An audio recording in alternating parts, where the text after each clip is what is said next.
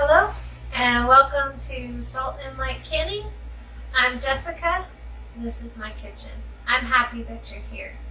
Today I'm doing some freezer clean out and making strawberry jam. It's one of our family's favorite things, and so I need to restock my shelves. It's really simple. You can use any strawberries that you have. You can use fresh strawberries, or in my case, I'm using frozen strawberries, but use whatever strawberries you have. I want to encourage you that canning and stocking your shelves with home canned food doesn't have to look like anybody else's idea of what it should look like. Make it work for you. So here we go. Strawberry jam is super simple. It's strawberries, sugar, pectin, lemon juice. So easy. So I gotta get my strawberries in here and get them heated up. And probably make a mess. But that's okay.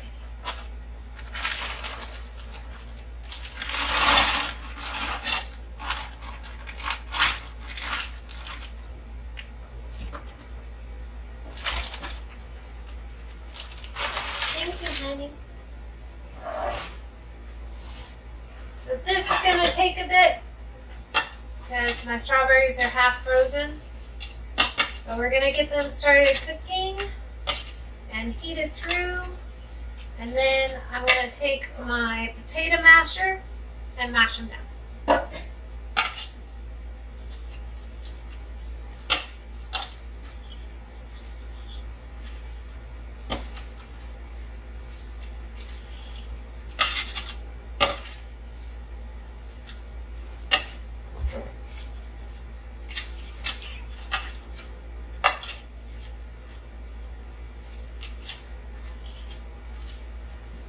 Actually, strawberry jam is one of the first things that I ever made as jam, and it did not turn out the way I thought it was going to.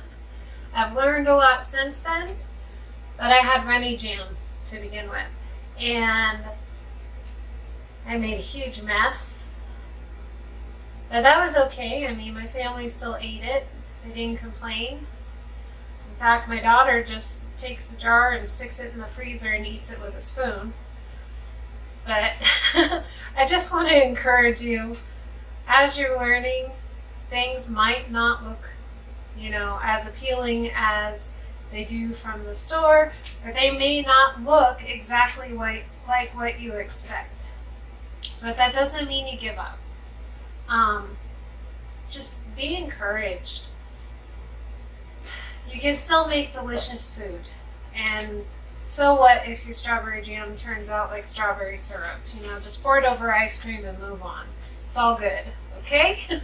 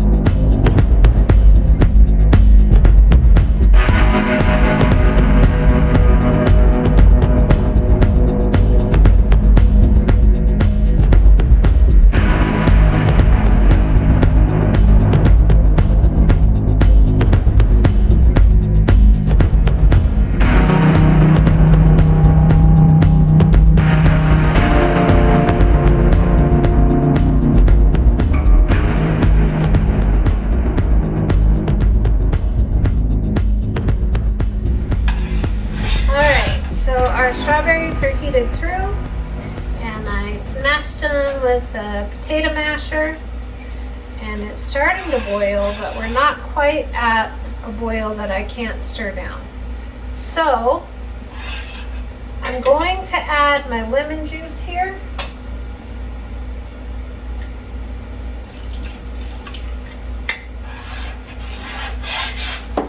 And just keep stirring. We're going to wait to add our pectin until we're at a rolling boil that we can't stir down.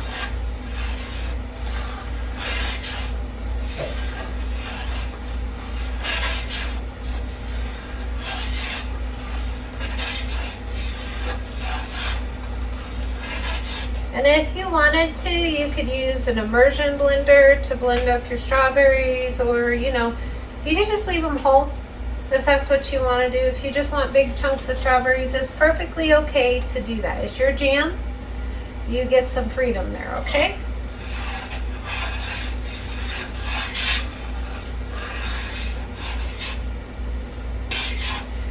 And truth be told, you can make just a preserve where you don't add pectin. It's just strawberries and lemon juice and sugar, and you just let it cook until it's the thickness that you want.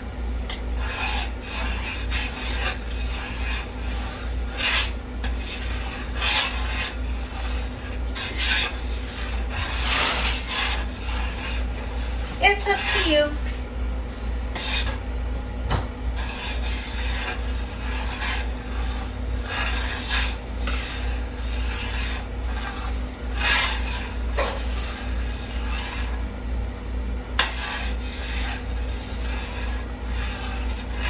Jam is a test of your patience to see if you can wait that couple of minutes before moving on.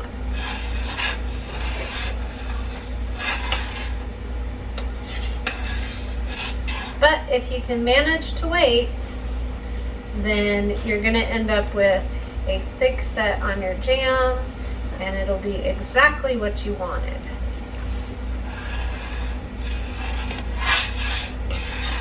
And if not, it's okay. Then you just have strawberry syrup for your pancakes or your ice cream, or, it's all good.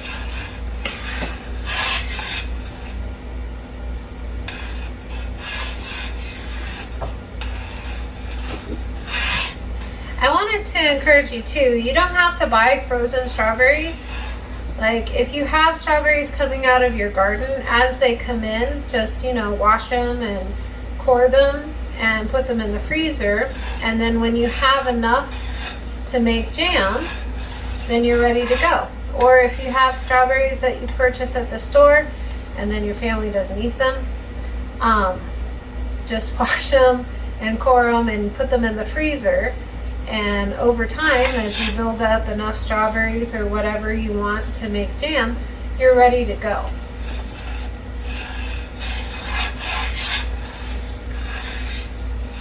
Options. So like I've said before, sometimes canning is about preserving our harvest. Sometimes it's about not throwing away the food that we spent money at the store on.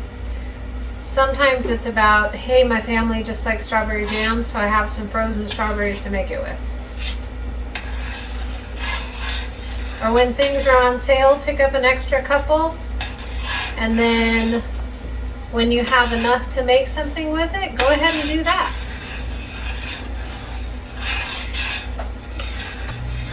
Now we are boiling, but I can still stir it down, so we're not quite there. But this is also the point in your jam that if you stop stirring, things will scorch or bubble out and make a mess all over your stove. And then you're trying to clean it up, but it's hot and it's burning to the stove. And your dog's curious about it. So keep stirring. I'm at a rolling boil that I can't stir down, so I'm going to watch my clock for 1 minute. If you need to set a timer, set a timer.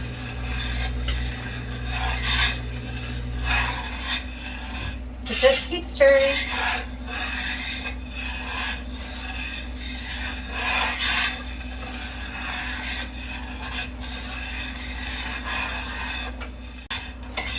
I'm going to add my pectin now.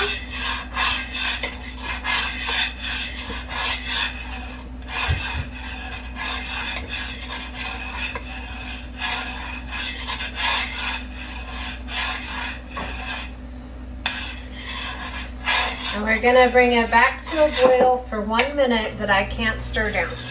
Well, it'll probably be 2, maybe 3.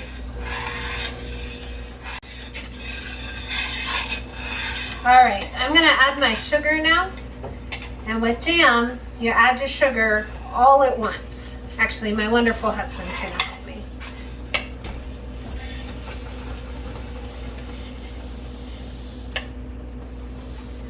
Now, if anybody's tempted to say anything, yeah, it's a lot of sugar, but I'm making a lot of jam. And you don't eat jam like by the cupful, okay? You're just putting a spoon here and there on your toast. So a little bit of sugar here and there isn't going to hurt.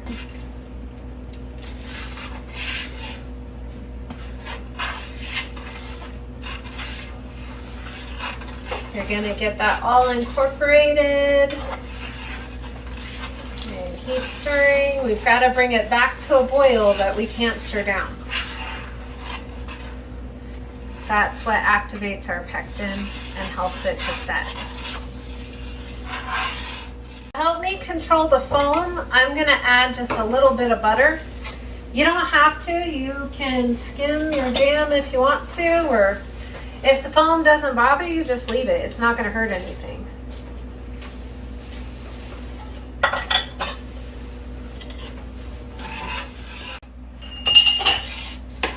Also, make sure to double check your pectin and what the ratios need to be for pectin to fruit to sugar. Because some pectin is made for less sugar. So always double check.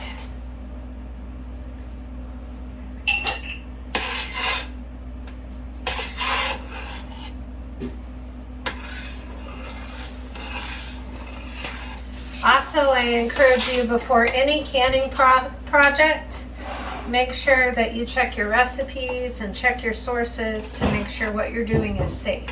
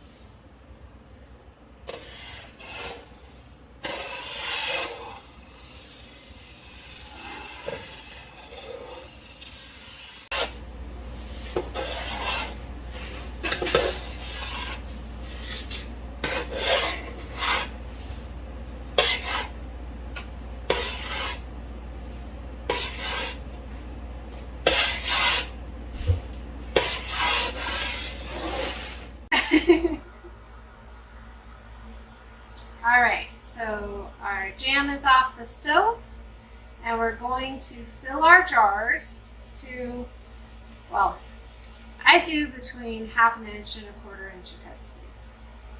You want to get closer to 1/4 inch, just do your best, okay? That's all you can do with canning, is just do your best.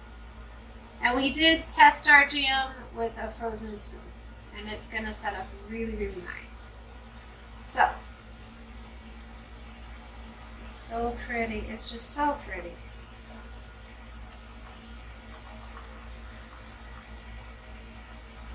I love, love, love, love making jam. It just always looks so pretty. It smells so good. It's just beautiful. And it's such a blessing to be able to do something that you know went into your jam for your family. You know that you used berries or fruit that you would already put on your table.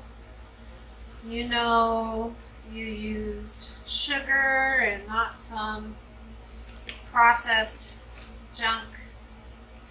So it's so rewarding, so fulfilling to be able to do something for your family. So yummy. And I debubble a little bit.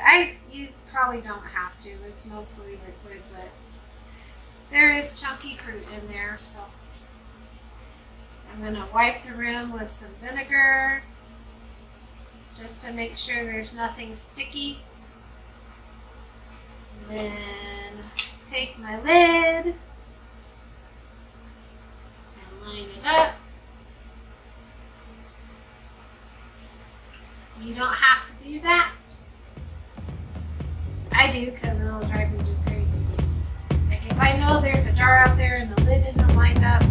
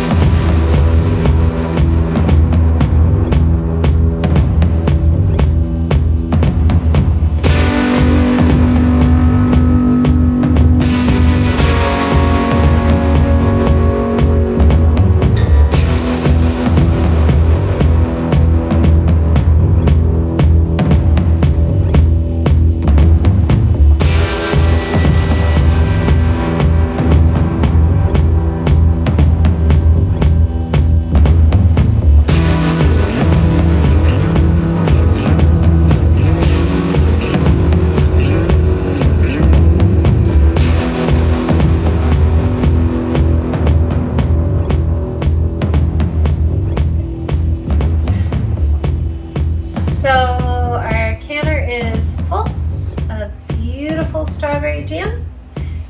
Everybody is covered by at least an inch of water, and I have a splash of vinegar to prevent clouding. Again, you don't have to do that. You do what makes you comfortable, but that's what makes me comfortable, so that's what I do.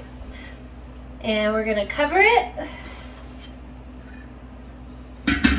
and bring it to a rolling boil and let it process at a rolling boil that is hopefully not making a mess all over the place for 15 minutes. And I'll come back when we're pulling them out of the canner. Our timer went off and I took off the lid, and we've waited a couple minutes, and now we're gonna pull these out of the canner.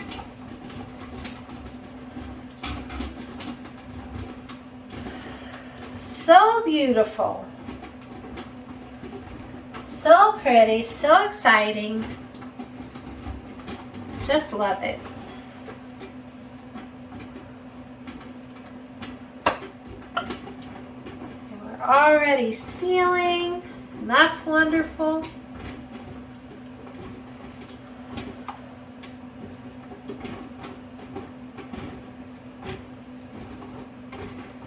Now these beautiful jars of jam are gonna sit right here on my counter and relax and have a good night and seal and be strawberry jam.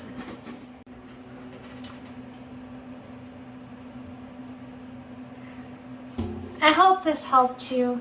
I hope this encouraged you. Be so blessed. And just don't be afraid to try. I mean, literally, with jam, the worst thing that can happen is you end up with syrup that you have to put on your pancakes. And let's face it, we were going to put our jam on our pancakes anyway. Be blessed. Know that you are loved. And be a blessing to somebody else. We'll see you in the next video.